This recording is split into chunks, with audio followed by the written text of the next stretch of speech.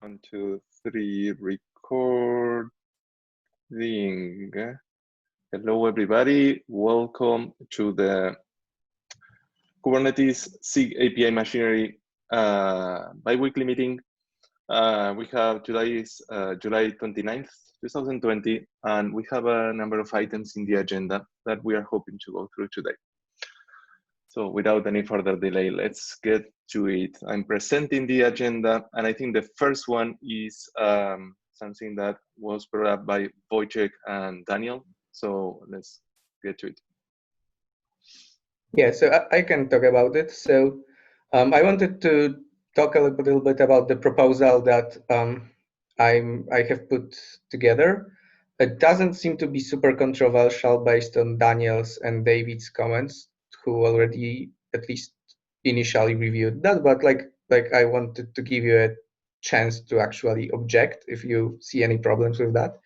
So the problem that I'm trying to solve is basically that because the way how watch cache is actually initialized, whenever you are using watch cache, and that is really needed in like large clusters, at least for some resources or for some high cardinality and high churn resources, in particular pods, nodes, leases probably aren't crucial, but pods, nodes, endpoints, if you are extensively using them and stuff like that.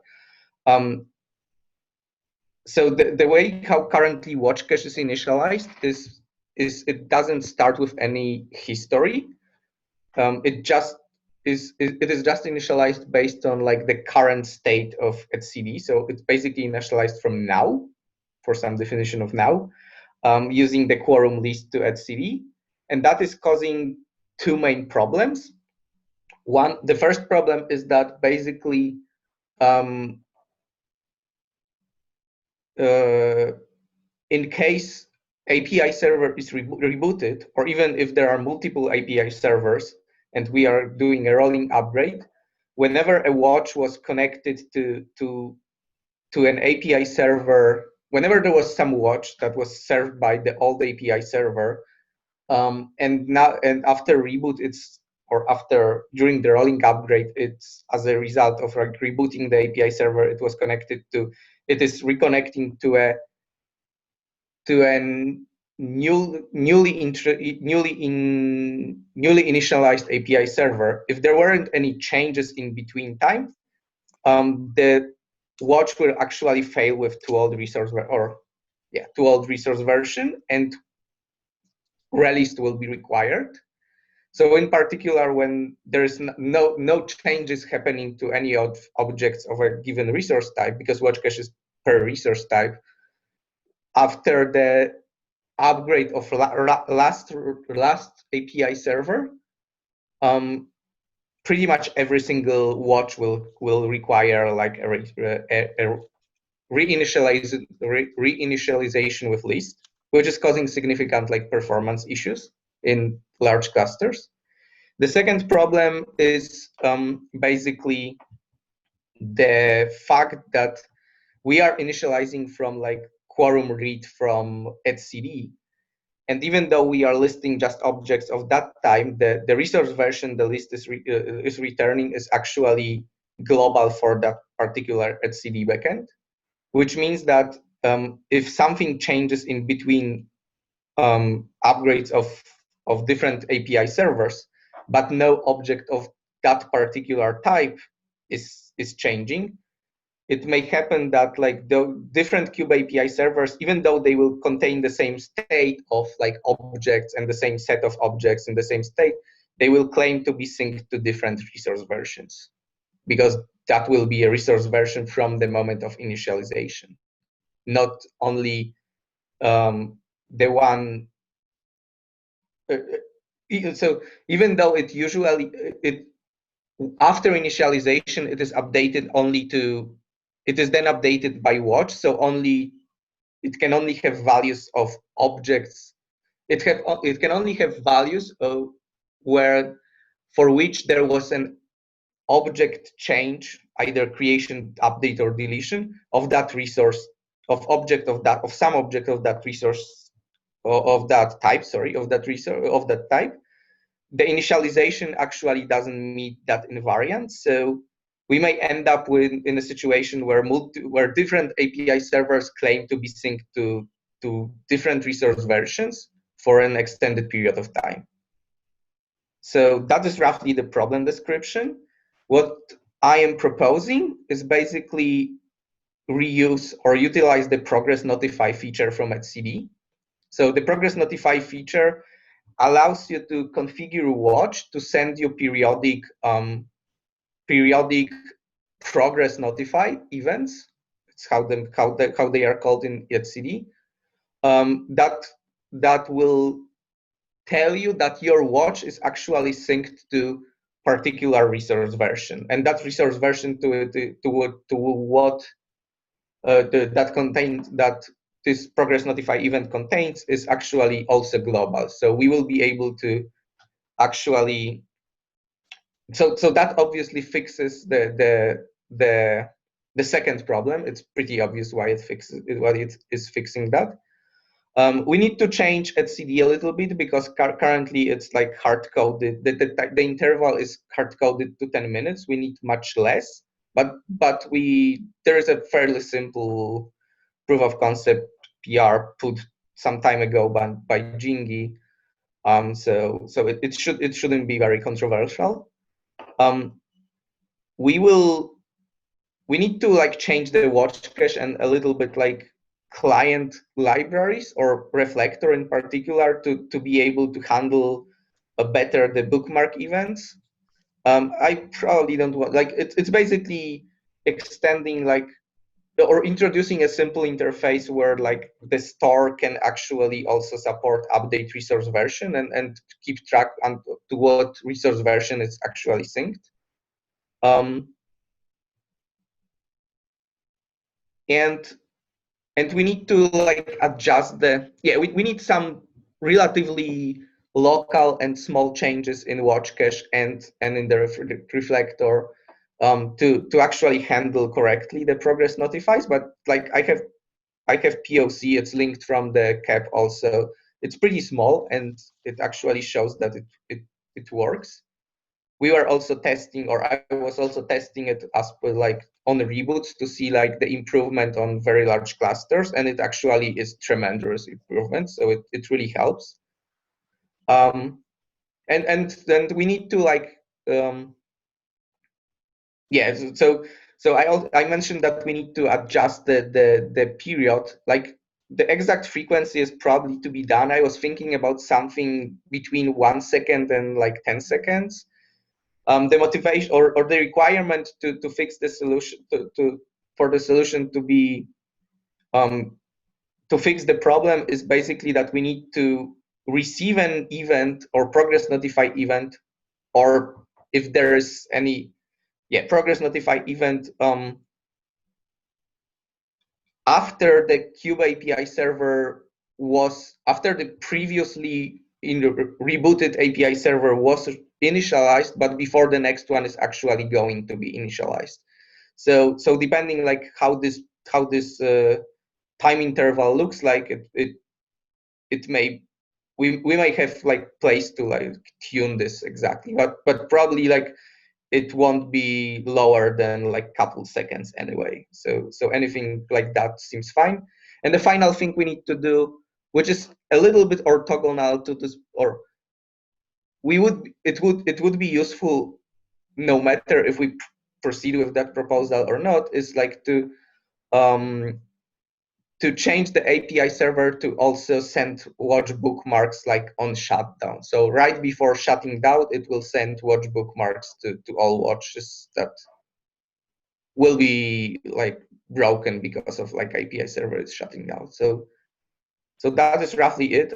Like there's much more or hopefully much cleaner explanation in the CAP if you want to follow up, but yeah, I think that's mostly it. So if you have any questions, like I'm happy to talk a little bit more now. If not, we can also follow up on the CAP.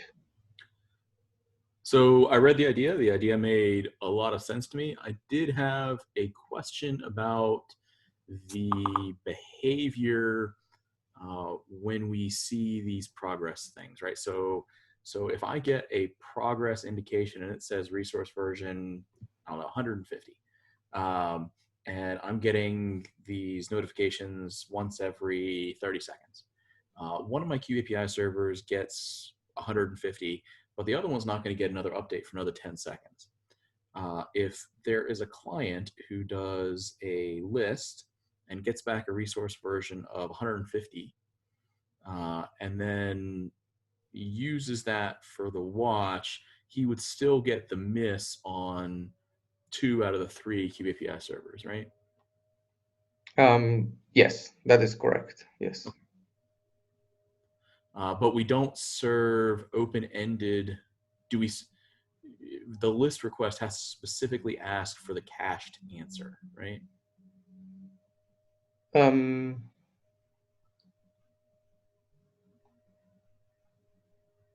For now, yes. Actually, that's a very good point. Like, I just want to make sure we don't end up in a case where, like, 1 out of 3 times this is going to happen to you, because 1 out of 3 times you will hit a QAPI server that's more current than the other 2. Mm-hmm. Yeah, that's a very good point. I think it's relatively uncommon for the list and watch requests to go to different API servers.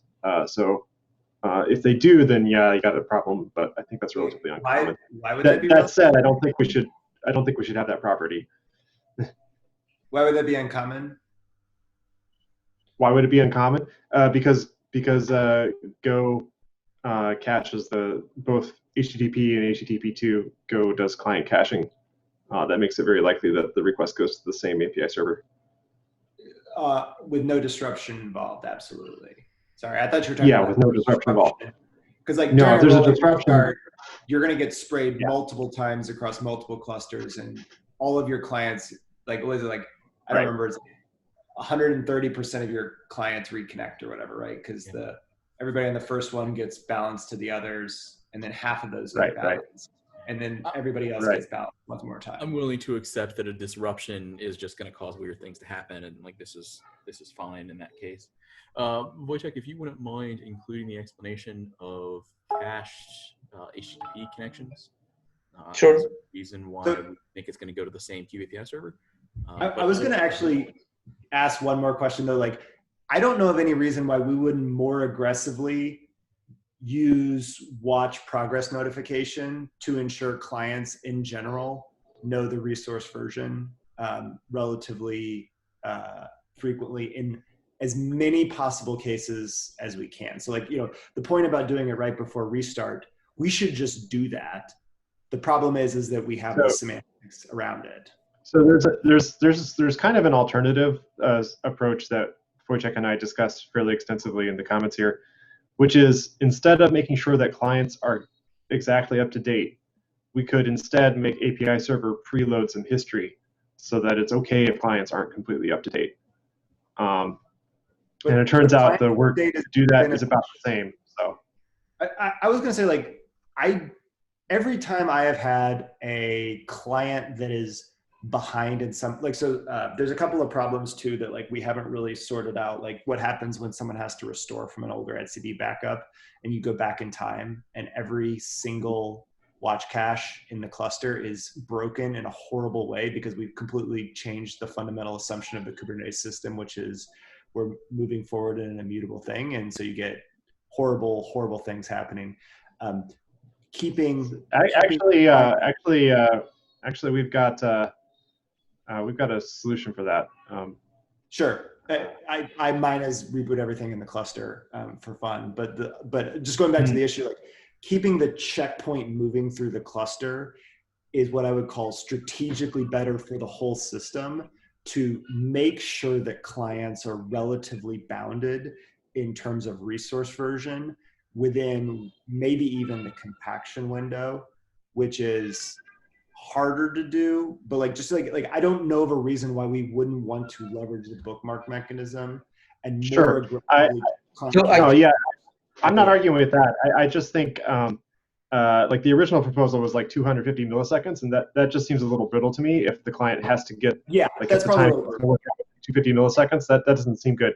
So I think it's reasonable to approach it in both ways. Like try to keep clients, have a reasonable effort to keep clients like in the same universe of like being up to date, and at the same time preload some history so that if the client is a few seconds older, like that's fine.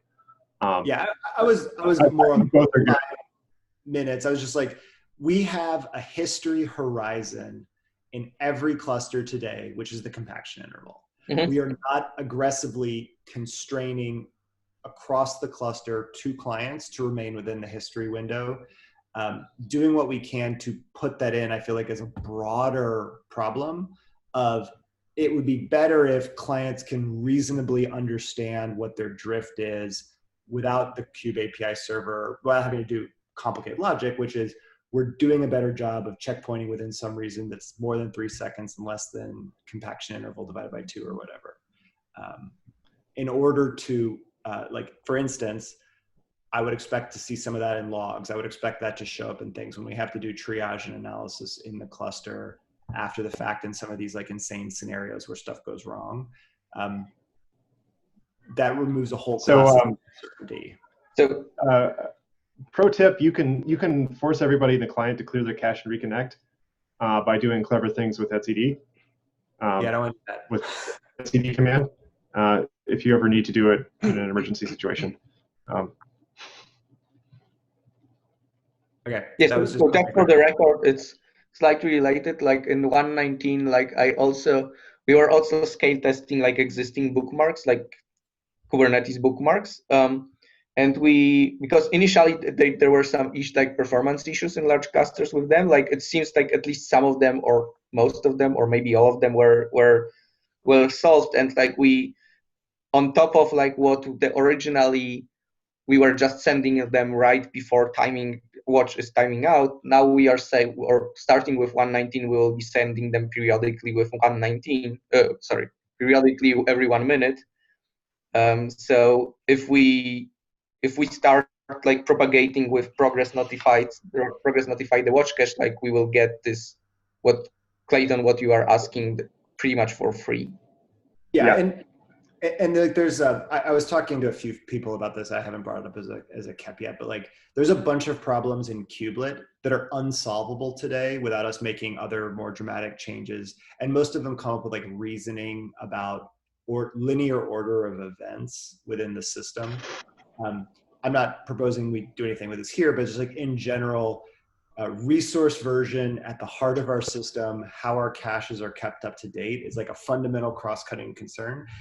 I like this purely because, and what you're talking about, Wojtek, like the moving us from a model where we're kind of like wondering what clients are doing to where we are putting some bounds on what you can reason about in the system in a very concrete way, because that is a fundamental part of when Kube goes badly wrong. It goes badly wrong in those kinds of dimensions. Like you're out of date, you don't understand, we miss events, etc. Yeah. Okay. I don't have any objections to the current form. Sounds good. Time check Any is other? 20 minutes into the topic. Any other opinions, or we can move on? Sounds good. Wojciech, did you get what you needed? Yes, thank you. Okay, perfect. Thank you so much. Let's go to the next one. Bhagwat, are you here? Yeah, I'm here. Hey, so this might be just a discussion and a learning maybe for others as well as an operator of Kubernetes, right?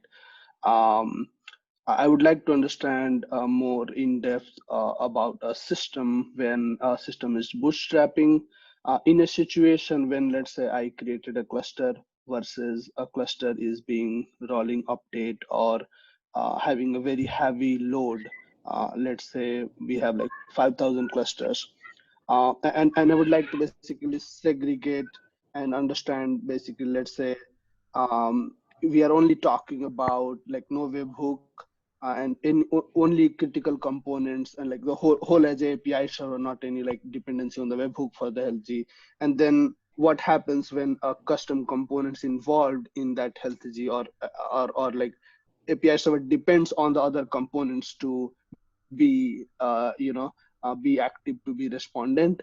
And when we say that shutting down, how does a graceful shutdown means for this system, and like and the like performance and benchmarking of that, how do we say that, hey, this version of Kubernetes, let's say 119 or 118, is there a way we can quantify that, hey, this is the basically our bootstrap time and it should be up, or what are the caveats around that? What should an operator needs to look at, like understand it thoroughly, that hey, no, it depends on these things, this is how it happens, it cannot be quantified, like yeah, more on like in-depth understanding of these systems around that.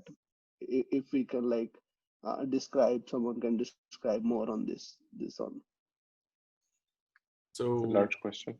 So with regard to a case where someone has created an extension mechanism and is somehow using it in a way that actually prevents health checks from succeeding, I don't think we would really provide guidance to someone who's doing that. Whoever's doing that should know what they're doing and decide whether and how they want to fail, right? Like failing open and failing closed.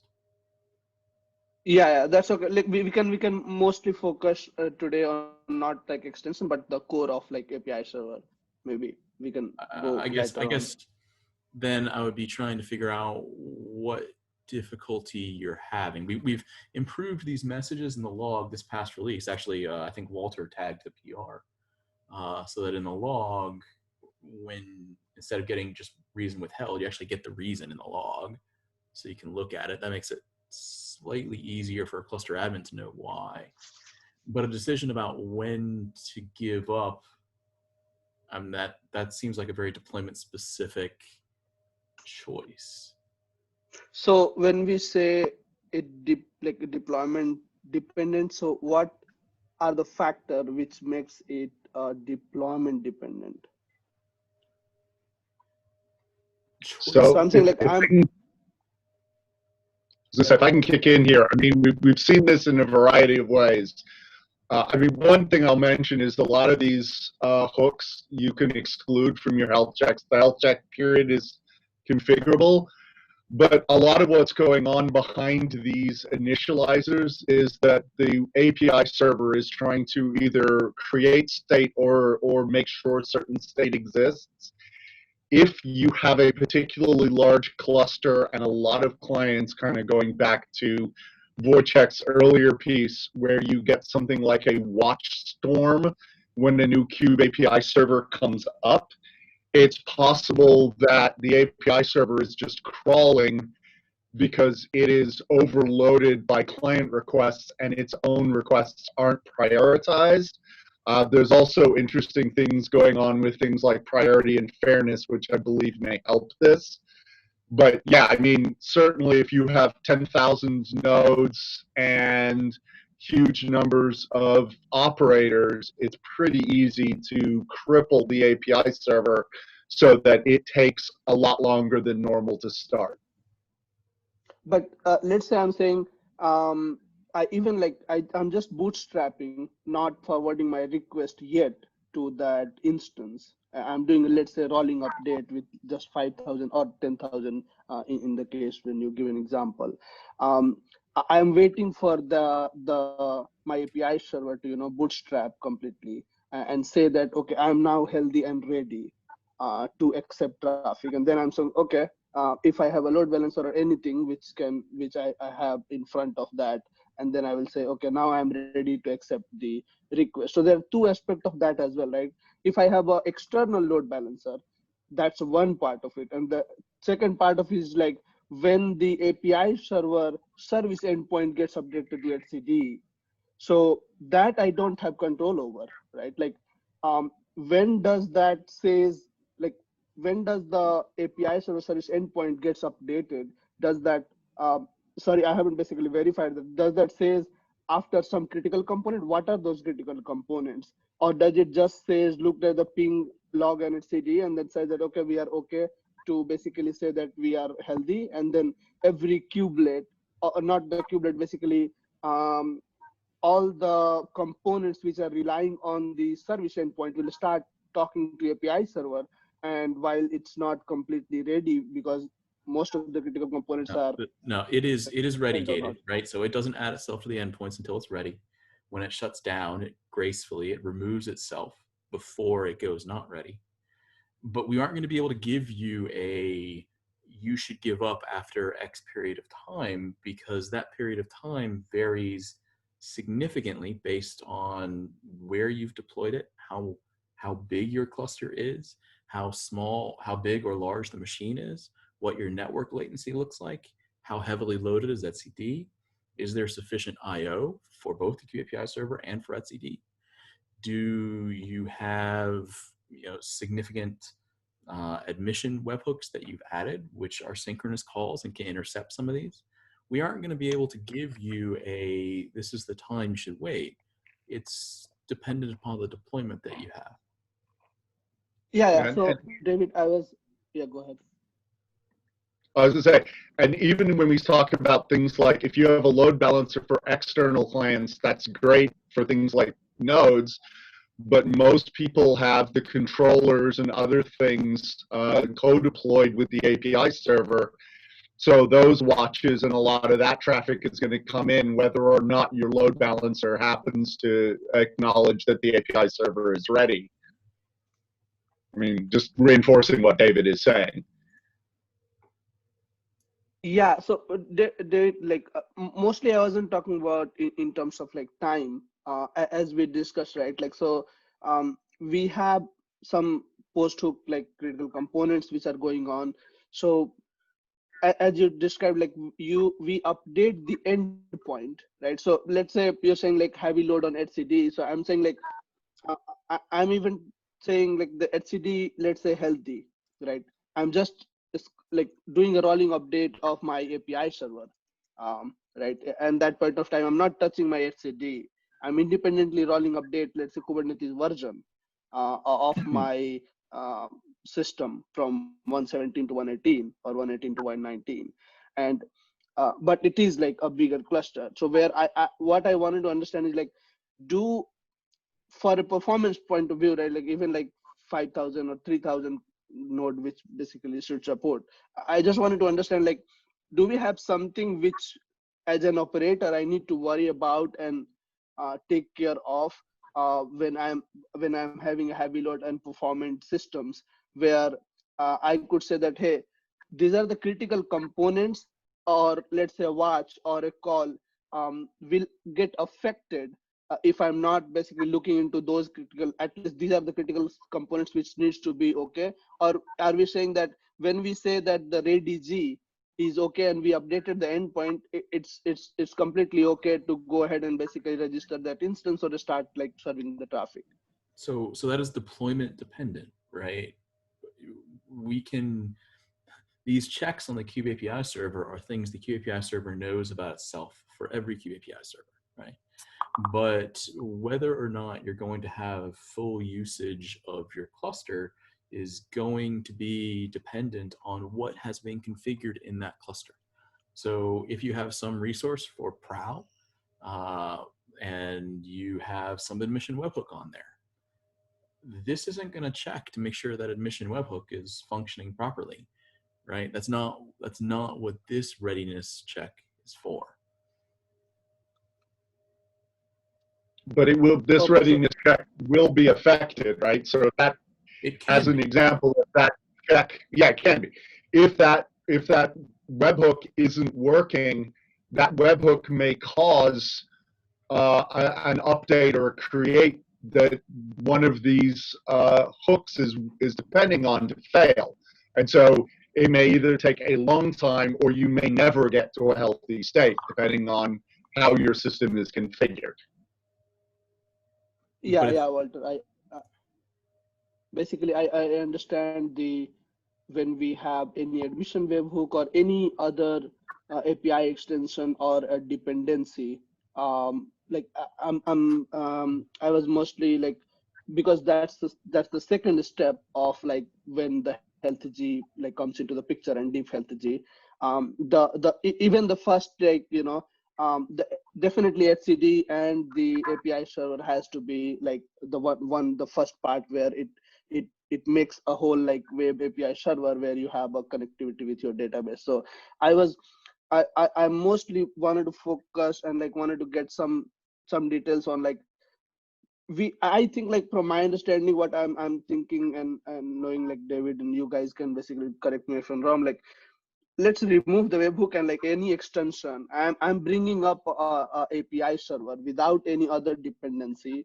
Can I not benchmark my readiness like that? Hey, here is what API server should look like. Does it depends on any caching or anything? Not right. Like when I'm bootstrapping my API server, it doesn't know at that point of time. It just basically empty bootstrap, and then the request comes and then the caching happens, isn't it? I think it varied between a couple of the releases. There might have been one or two where we actually waited for something to sync. There are going to be cases where you have writes that you're going to want to have happen for things like the Bootstrap RBAC roles. I guess what I would say is that when the server reports ready Z, that is usually enough to decide that this server is going to respond correctly enough to be worth sending traffic to.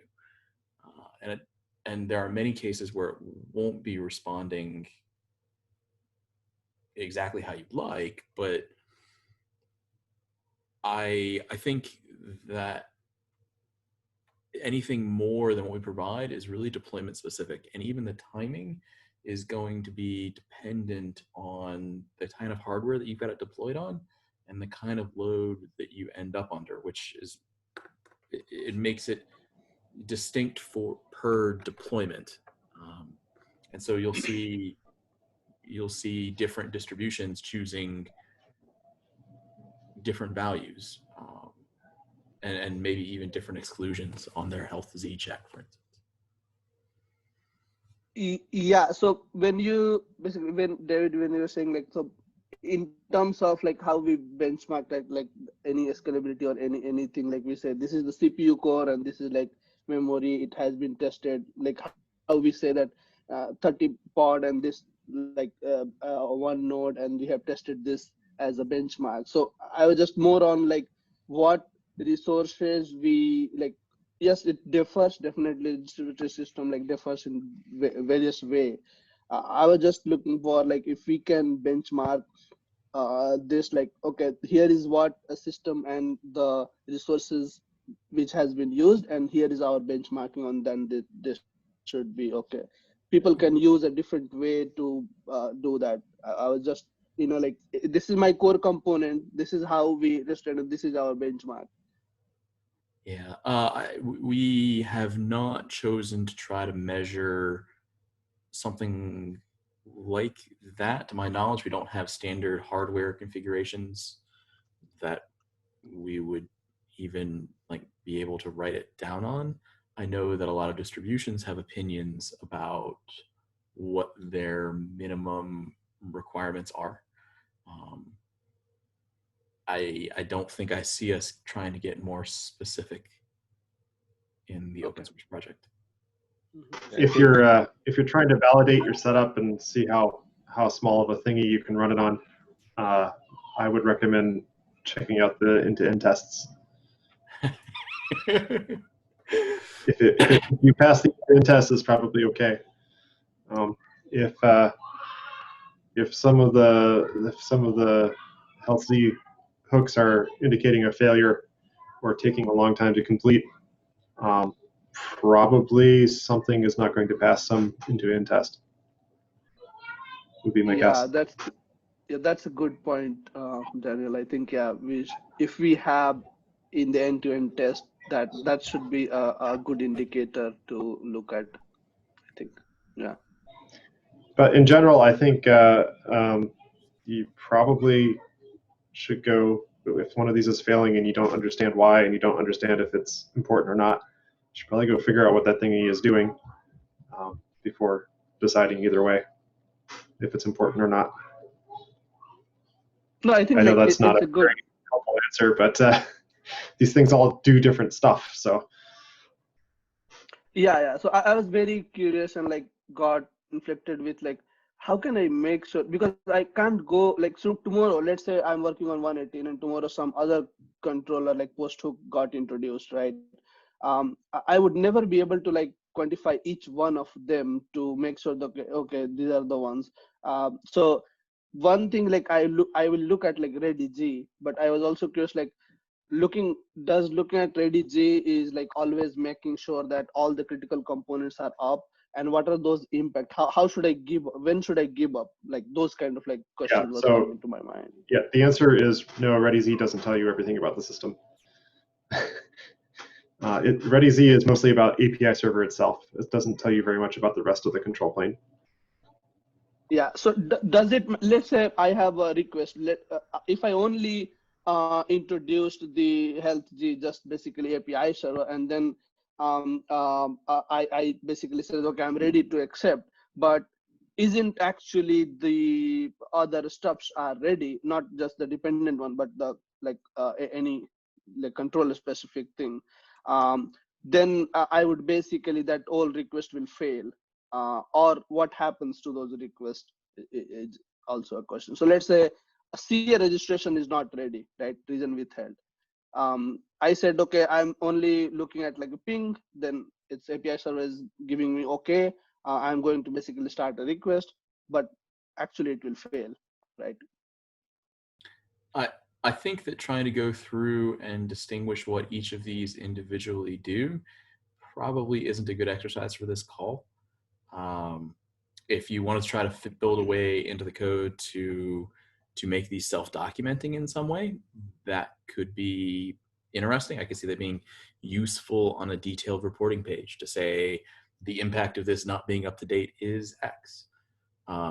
CA registration in particular, no, the request isn't going to fail on that. That's going to have an impact on anything using in-cluster authentication. But I think if you want to try to go through each of these, you're going to be better served by thinking of a way to open PRs that encourage self-documentation of them in the code. Yeah. No, I do not want to basically go into just one example. I basically shoved through. Yeah, we can move on to the next one. I think I got the answers I was looking for, or maybe like some action items to maybe do something. Yeah. Okay. Yeah. Thank you. So yes. Do you want to talk about the Graceful Shutdown? yeah, I want to basically quickly like touch down on this one as well. So in respect to the endpoint, right? So when we shut down an API server, that removes the endpoint from the service API, like service endpoint, right? I've seen cases where it basically takes a really long time, or like even the in a rolling update fashion, the instance which was shutting down, or let's say I'm like removing from there, wasn't. So when we say a graceful shutdown, means that until that API server removes itself from the endpoint, and then we say that okay, it's a shutdown happened, graceful, isn't it? Right? Or should we depend like any other API server finds out, okay, this node is not there, like they don't know about that?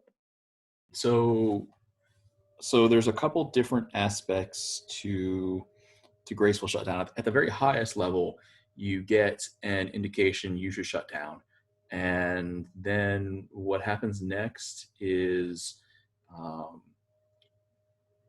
trying to remember, I believe now at this point, you end up in a stage where you continue accepting new connections, but you report that ready-z is false, and you remove yourself from the endpoint list. But you continue to accept new connections for a certain period of time so that you can handle a lag of X many seconds.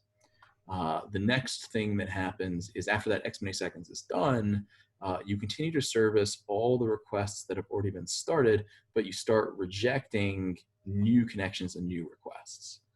And then finally, you terminate all the connections that are still remaining. If you notice, ReadyZ went false at the very beginning, so this should inform different load balancers. Yeah, David got that absolutely 100% correct. You have to wait from the time you start shutting down, you signal that you're done as early as possible.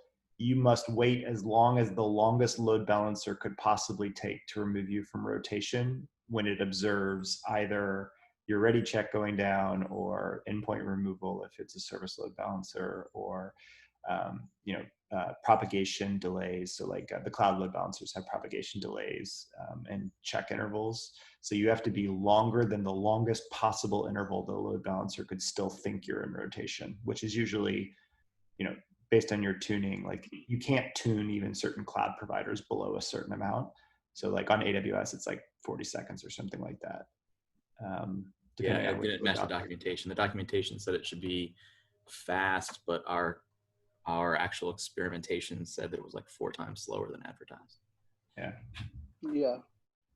So as basically David explained, like there are 3, like 4 steps you said. Like one is like when we get a signal that I have to shut down, ReadyZ starts saying that I'm unhealthy while I'm still accepting the request, and then not slowly. The distinction here is very important.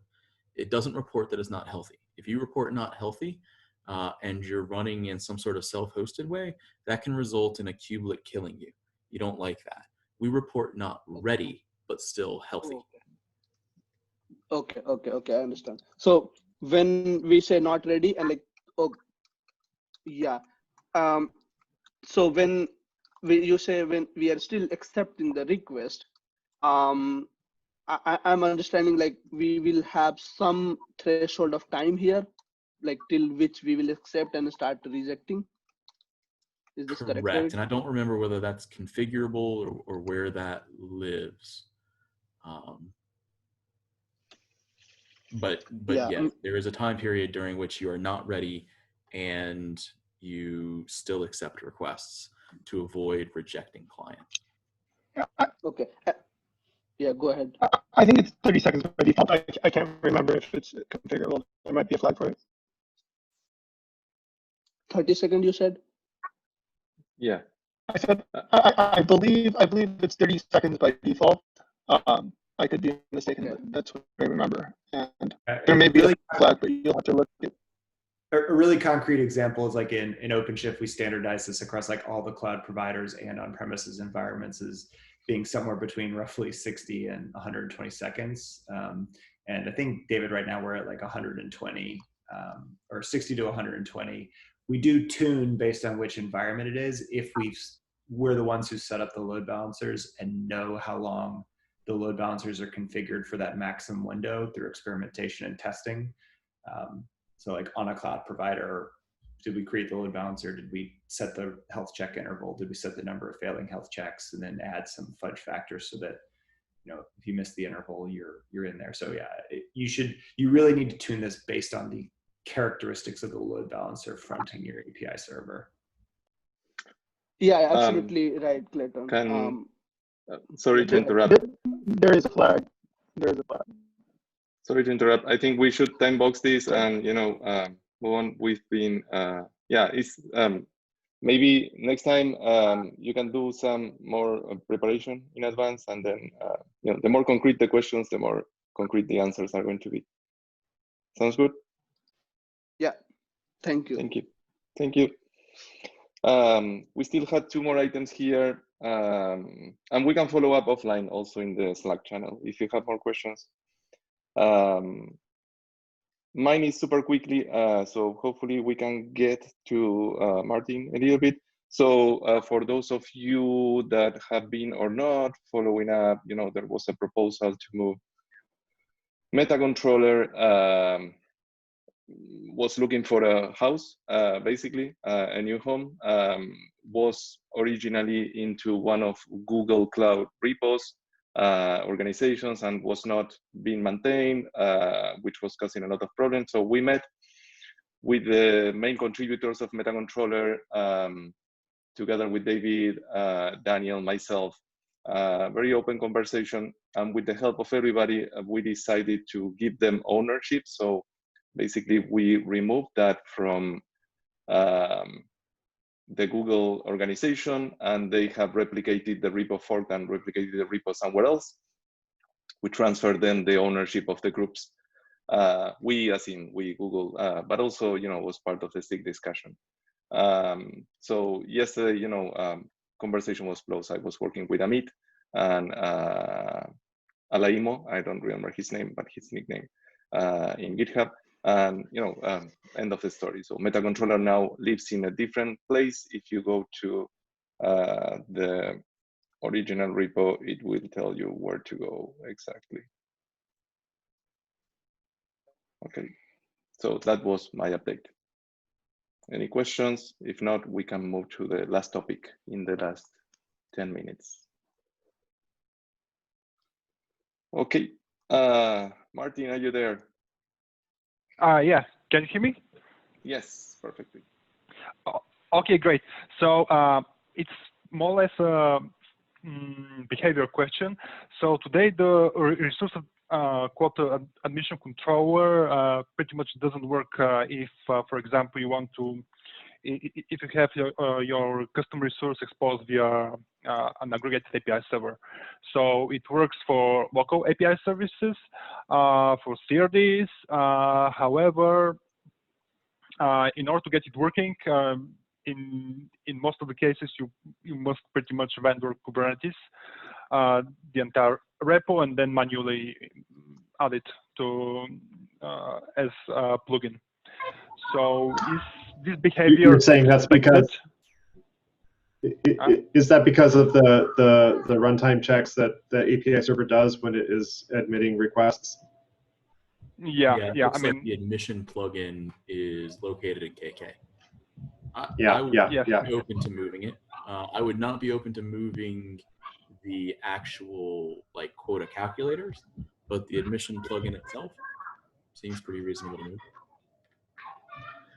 Yeah, we could offer it two ways. We could actually offer it as a consumable package, which is probably good. We could also offer it as a webhook, which is probably slow, but maybe acceptable. One of my colleagues is actually, I think, working on a PR to actually move it in the API server. If this is reasonable, or I should discuss with him, or where should be the best place to actually put this plugin if it's not part of the Kubernetes /Kubernetes repo? Yeah, I think that it would be reasonable to place it into K8io API server. But you have to be sure to eliminate the connections it has to the current KK, I'll call them quota calculators. I don't remember what Derek called them when he made them. Yeah. But right, you shouldn't be moving anything for the here's how you count pod quota. You shouldn't be moving that. But the actual admission plugin itself, sure, there was some fairly tricky logic in there, as I recall.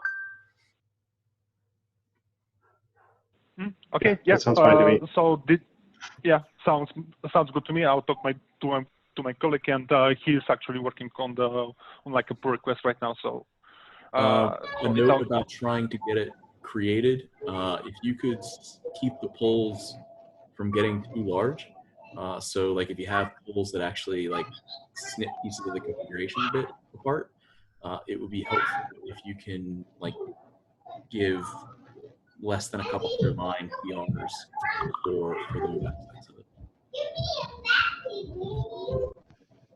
Sorry, can you repeat the last part because it's kind of noisy? Sure. I was just saying it would be helpful if you could keep your refactoring PRs fairly modest in size, so we can more easily review them. If you make one giant PR that does all of it, it's going to take a long time. Mm-hmm. Okay, so your suggestion is to copy or move or do the both, or I mean, yeah, we will try to keep it as small as possible. Yeah, just adjustable chunks.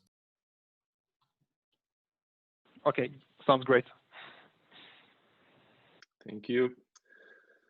Okay, with that, I think we hit the end of our meeting today. I appreciate everybody's time and brains here answering questions and having good discussions.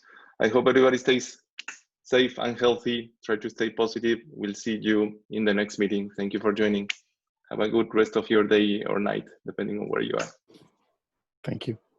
Bye-bye. Thank you, guys. See ya.